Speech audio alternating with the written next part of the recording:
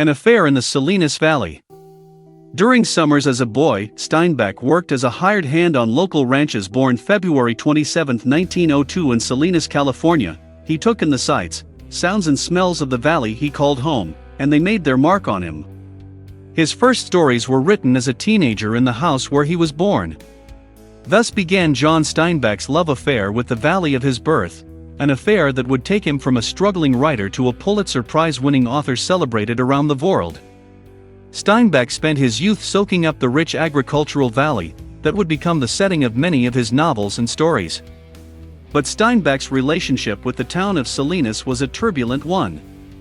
The farming community provides the background for several of his stories, including East of Eden, but Steinbeck's writing also alienated the writer from the very people he portrayed so honestly. Following the publication of The Grapes of Wrath in 1939, the people of Salinas Valley railed against Steinbeck for what they considered to be a scathing image of their way of life. In writing East of Eden more than a decade later, Steinbeck set out to pay tribute to Salinas. His goal was to leave a record of the beauty of his homeland, and the truth of his heritage, for his sons John IV and Thomas and generations to come. Making ends meet while living a dream. Steinbeck decided at the age of 14 that he wanted to be a writer. His mother, Olive, a former teacher, fostered his love of reading and writing, but eventually lamented his decision to make it a profession. Following graduation from Salinas High School in 1919, Steinbeck attended Stanford University sporadically until 1925, enrolling in creative writing classes, but ultimately dropped out without a degree. For the next 4 years, he concentrated on writing, living first in New York City, and eventually returning to California. In the beginning, he had a hard time making a go of it. He struggled to find a publisher, and even after the publication of his first 3 novels, starting with Cup of Gold in 1929, he was still virtually unknown. Until he became a successful writer, with his first monetary and critical success, Tortilla Flat, published in 1935, he earned a living as a carpenter, ranch hand, factory laborer, sales clerk, caretaker and reporter, and was also given financial assistance by his father in the hope that he would develop his craft. He did. Unfortunately, just before his fame broke, Steinbeck suffered the loss of both parents. From bestsellers to blockbusters.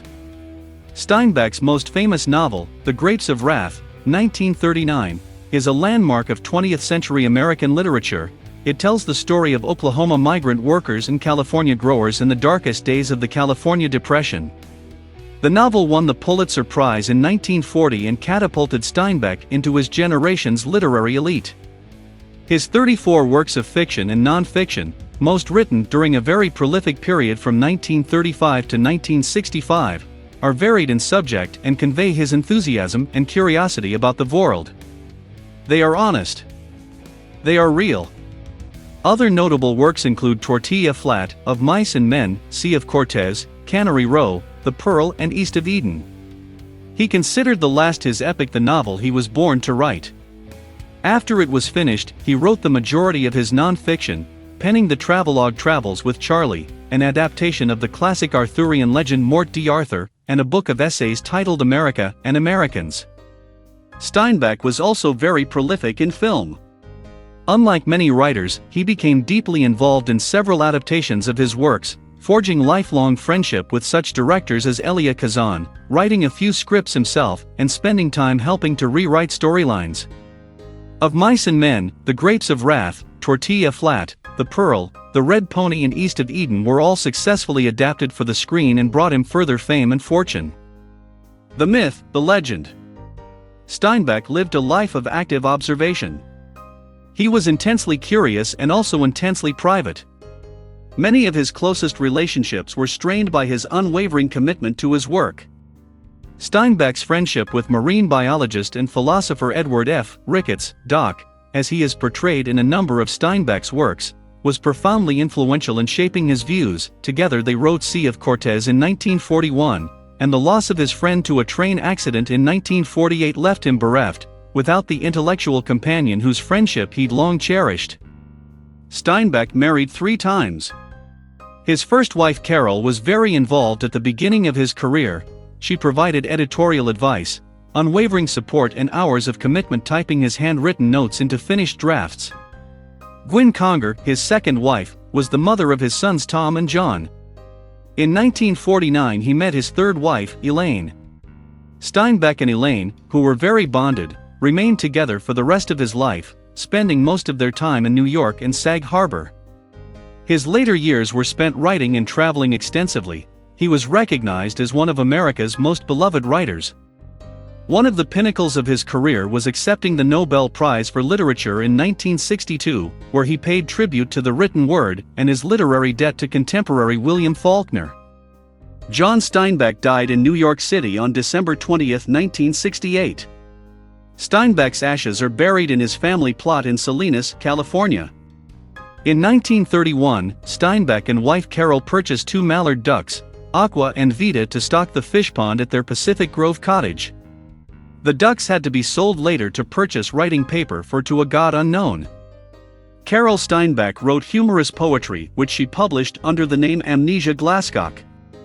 John Steinbeck was left-leaning in his politics. "I am basically, intrinsically and irresistibly a Democrat," he wrote in 1956, after covering the national political conventions. He knew FDR and wrote him in 1942 protesting Japanese internment, supported Adlai Stevenson because he loved his writing and speaking, and contributed ideas and passages for speeches to LBJ. Steinbeck's wife, Elaine, had gone to university with Lady Bird Johnson in Texas. During World War II, John Steinbeck was a correspondent for the Herald Tribune.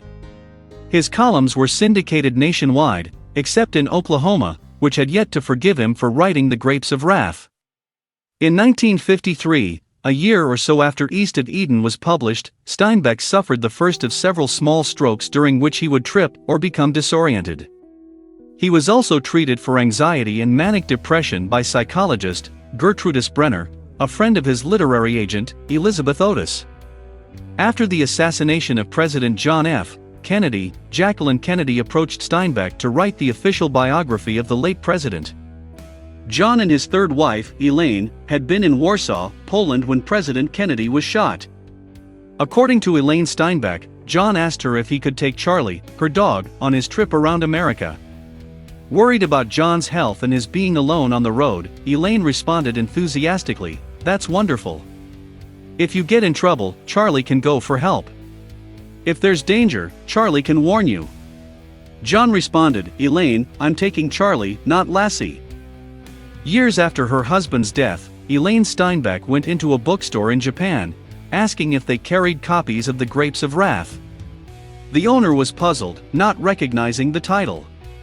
"It's by John Steinbeck," she insisted. "Oh," said the owner, finally understanding her request. "You mean The Angry Raisins?" Today, nearly 4 decades after his death, all of Steinbeck's novels are in print, and collectively sell a combined total of more than 700,000 copies a year. The National Steinbeck Center in Salinas has 100,000 visitors per year, and cost $11 million to build. The Center for Steinbeck Studies at San Jose State University houses the largest Steinbeck collection in the world and publishes Steinbeck studies with the University of Idaho Press, the only journal focusing on the writer. 8 Americans, including John Steinbeck, 1962, have won the Nobel Prize in Literature: Sinclair Lewis, 1930, Eugene O'Neill, 1936, Pearl Buck, 1938, William Faulkner, 1949, Ernest Hemingway, 1954, Saul Bellow, 1976, and Toni Morrison, 1993. Steinbeck was awarded the Nobel Prize for Literature in 1962 for his realistic and imaginative writings, combining as they do sympathetic humor and keen social perception. After The Grapes of Wrath was published, First Lady Eleanor Roosevelt defended the book in her writings and assured readers that Steinbeck had not exaggerated the conditions of poverty in the book. The Grapes of Wrath is listed number 10 on Modern Library's top 100 novels of the 20th century, and the film adaptation ranks number 21 on the American Film Institute's list of 100 greatest American movies. At Steinbeck's funeral, Henry Fonda, who starred in the film version of The Grapes of Wrath, read poems by Petrarch, Tennyson, and Robert Louis Stevenson.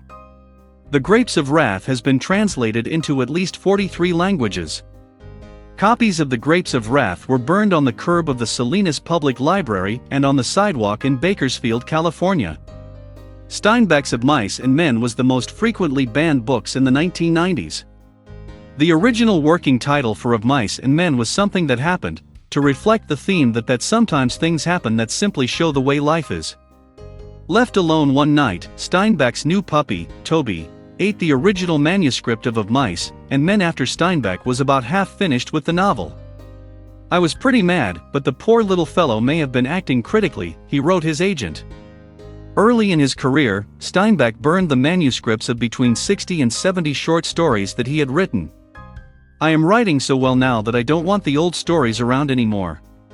They are terrible reminders of where I've come from. Steinbeck's first novel was revised and published following a snowbound winter as the caretaker of a cabin in Lake Tahoe. During his early career, his manuscript for Tortilla Flat was rejected by numerous publishers. He lost his original manuscript for a novel he later recreated, The Red Pony, and the rewritten version differed from the one he'd lost by only 7 words. Steinbeck wrote in his mind before committing words to paper, his manuscripts have almost no changes.